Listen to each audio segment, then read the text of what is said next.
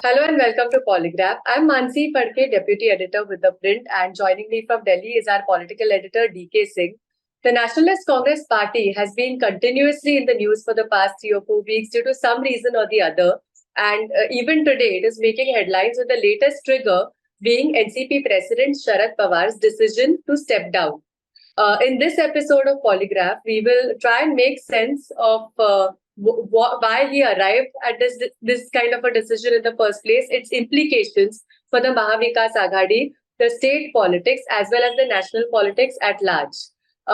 So should I just start by giving a short recap of what has happened? A couple of days ago, when Sharad Pawar was supposed to release his updated autobiography, he took everybody by surprise in the auditorium at YB Chavan Center in Mumbai by announcing his decision to step down. Karyakartas who were present at that point of time were very upset. They burst into sporadic protests. Senior NCP leaders such as Jitendra Awad and Jayant Patil broke into tears. Everybody appealed to Sharad Pawar to take his decision back. The only one leader who was in support of Sharad Pawar's decision to step down and find a successor was Ajit Pawar. When Sharad Pawar announced his decision to step down, he also said that a committee of senior leaders and key party functionaries would meet soon and decide on a succession plan. Now, NCP sources tell us that this committee is scheduled to meet for the first time tomorrow, that is Friday, at 11 a.m. So we'll first start with, I just wanted to pull DK into the discussion by, asking with everything that has been happening with rumors first of Ajit Pawar possibly splitting the NCP and merging with the BJP, joining hands with the BJP. Then he refusing, rebutting everything as just speculation. Sharad Pawar talking about there being immense pressure by Enforcement Directorate and other central agencies on the NCP cadre. And this, how do you make sense of all of this? Certainly, I won't venture to guess what's on his mind now. It's very difficult for anybody when it comes to Sharad Pawar. But I was talking to NCP leaders yesterday, and I got some very interesting input. So in the first week of April, there was this discussion between Sharad Pawar and NCP leadership in Bihar, in fact, and there was this proposal for Sharad Pawar to go to Katihar in Bihar, and then Sharad Pawar agreed. And he said, okay, fine, I'll fly down from Mumbai to Delhi. And then from here, we'll all go by train. Now, Sharad Pawar, at his age, going by train, and we are talking about a distance of about 1,400 kilometers. So the plan was for him and his party colleagues to go to Katihar from Delhi by train. And his party colleagues were telling him that, look, at this age, you cannot be traveling by train. But he was insisting. Let's see what happens to that 15th of May rally in Katihar now, because obviously it will be rescheduled. Why I'm talking about this is to drive home the point that until the first week of April, he was raring to go. So there was no thought of resignation as such on his mind. At least he was not giving any indication. And then you look at the sequence of events. After a few days, then you hear all these rumors about Ajit Pawar going to the BJP with a group of NCP legislators. And then Ajit Pawar started talking about his chief ministerial ambitions. I can be even now. Then you had Supriya Sule telling us that there will be 2 earthquakes in the next 15 days. Yes. One earthquake has happened. Another one. Wonder which is the second one. Wait and see. So what I'm driving at is, something has happened in between, like the past 2-3 weeks, which has forced Sharad Pawar to basically take a call on how to deal with Ajit Pawar. Now, there are 2-3 things what NCP leaders tell us, that whatever decision Sharad Pawar takes about his resignation, it's certain that he will continue to be the supremo. He will be the final decision maker. In what form, what kind of mechanism they set up, they are not sure. But whether he stays or he goes, even if he decides to go ahead with this, he will continue to be the supremo. That's number one. Second, they are saying that, they find Sharad Pawar's decision to resign somehow justified, notwithstanding what we saw, how NCP leaders were crying and the workers were protesting. But they see a merit in it because, he's 83.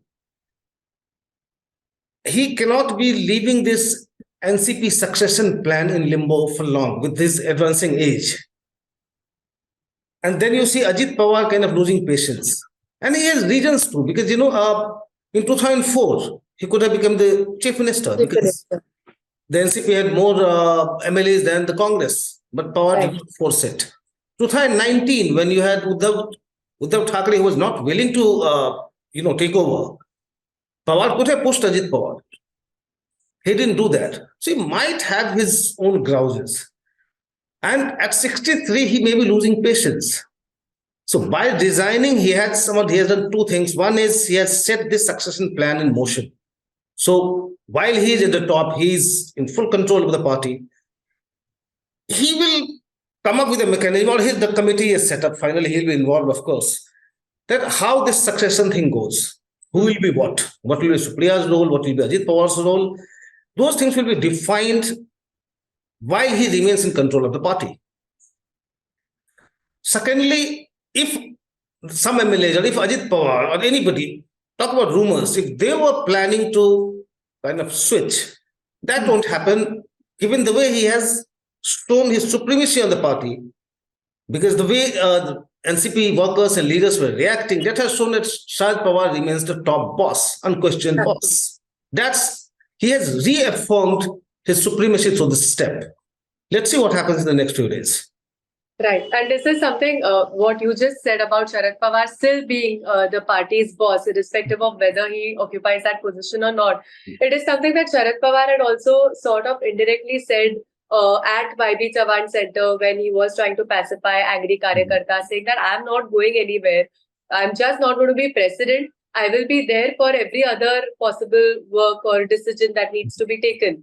And this exactly was Ajit Pawar's stand as well, that let a successor be picked while Sharad Pawar is still active and around in politics, and let the successor be groomed by Sharad Pawar rather than be facing a situation where, the party's future is uncertain. Yeah. That's probably, a point that Sharad Pawar is considering. We have one question from Aditya. In one of the episodes earlier, recorded not too long ago, just a couple of weeks ago, it was said that Supriya Sule would be interested in parliamentary politics as compared to Ajit Pawar, who is more active in state politics. With Sharad Pawar resigning and NCP being a dormant player in Maharashtra politics, don't you think being a CM candidate is a way better initiative than being MP? And will Supriya Sule be interested in becoming the CM candidate? The thing is, who wouldn't be interested? Supriya Sule would, of course, be interested. But the reality is, right now, Ajit Pawar has a lot of backing from the MLAs also. Right. So it's not about 2019 when he walked out and finally, a few MLAs went with him. Just 4-5 MLAs went with him when he was sworn in. So that's fine, but that does not show that Ajit Pawar has weakened. Organizationally, he has full control. On MLAs also, he has full control. Right. But when you are talking about a contest of ambitions, I would say, between Supriya Sule and Ajit Pawar will have a clear edge. Right now, at least, what is being discussed and proposed by senior leaders, and somebody like Chhagan Bhujbal has gone on record to suggest this, that the most ideal solution, if Sharad Pawar does not take his decision back to step down, would be to keep the NCP president's post vacant and give national responsibilities to Supriya Sule and state responsibilities to Ajit Pawar. Now, this is nowhere finalized or even a formal proposal at this stage. It is just a sentiment of certain party leaders which they have voiced formally. But informally, when we were speaking to supporters of Ajit Pawar yesterday at YB Chavan and generally around the corridors of power, they said that this is an agreement that they wouldn't be completely averse to, or even Ajit Pawar wouldn't be completely averse to, because he has made it very clear that he wants Maharashtra. And his interest in national politics is almost negligible. But how the implications of how this will work out, having a national head and a state head, all of that would have to be seen, if at all this is some arrangement that they accept. Manasi, there's a problem there. So when we talk about Supriya Sule's national role, given the fact that NCP is such a small party, is such a small player nationally, what kind of national role are we talking about? When we talk about Sharad Pawar, yes, He has his friends across party lines. So it's when we talk about Sharad Pawar's national role, it goes beyond NCP. Absolutely. But when we talk about Supriya Sule's national role, I'm not sure how it will kind of secure how political future. So at the end of it, NCP is a Maharashtra-based party, and she has to have some say in the Maharashtra unit. Right. What form we'll see, but national role is okay to say national role, but what? Right. We have another question from Ashutosh Bagga. In case Sharad Pawar does retire or move away from active politics, again, it's the same thing. Does NCP retain any national footprint? Without Pawar, is there any point in NCP being a national player? Not really. Nationally, Sharad Pawar is NCP. If he steps away, NCP won't really have much say in the opposition camp or wherever it is. Right now, you see, even yesterday, you had Rahul Gandhi calling up Supriya Sule. Right. You had Stalin calling up Supriya Sule. You had Pinarayi Vijayan calling up PC Chako to find out about Sharad Pawar and basically requesting that no, he should not step away. Because the party is all about Sharad Pawar when you talk in the national context. Right. Once he steps away, then I don't really see the NCP enjoying that kind of relevance that it has today. Right. And he's also asked if you could explain a little bit about NCP's origin and early history. If you remember this 1999 Congress Working Committee meeting, where suddenly you had P.A. Sangma broaching the subject of Sonia Gandhi's foreign origin, and Sharad Pawar basically supporting him there, that the party had to think about it. And that led to their expulsion from the party. But there was a background to it. So if you look at, when you read Sharad Pawar's autobiography also on my terms, there he is mentioning that, in 91, Sonia chose Narasimha Rao because Narasimha Rao over him, because she did not want independent-minded persons like him. And then Pranab Mukherjee and others have also been writing that, Sharad Pawar, the kind of importance he thought Sonia would give him, he was not getting there. So at one point of time, he decided, fine, enough is enough. With Sonia Gandhi, I cannot realize my ambition. And then the NCP, within just a few months, again allied with the Congress in Maharashtra. Yeah, exactly. Yeah, went on to rule for 15 years. Soham wants to know, how will Sharad Pawar's resignation impact opposition politics in Maharashtra? In effect, in a sense, what will its effect on the Mahavikas Aghadi be? You should be talking about it. All I can say is, he has been steering the MVA. If he's not around, I don't know, because we don't really see even Ajit Pawar having that kind of equation with Uddhav Thackeray or in the Congress leadership. So if he steps back, the MVA will be much weakened. Right. But again, coming back to your point that he will not really step back. Yeah. He will just figuratively step down in some ways. And but if he does really step back, then the Mahavikas Aghadi, leaders are already jittery about it. Nobody has gone on record to say anything, because we spoke to a few Shiv Sena UBT leaders yesterday and a few Congress leaders, and they say that as of now, we don't want to comment and complicate things further. NCP is facing enough problems of its own currently. Let them get things straight, and then we'll be in a position to comment. But there is an underlying concern about the future of the Mahavikas Aghadi, because nobody really intrinsically trusts Ajit Pawar's intentions. If people are kept guessing constantly about Sharad Pawar and what's going on in his mind, what's going on in Ajit Pawar's mind as an even bigger enigma, especially for leaders of the Mahavikas Aghadi.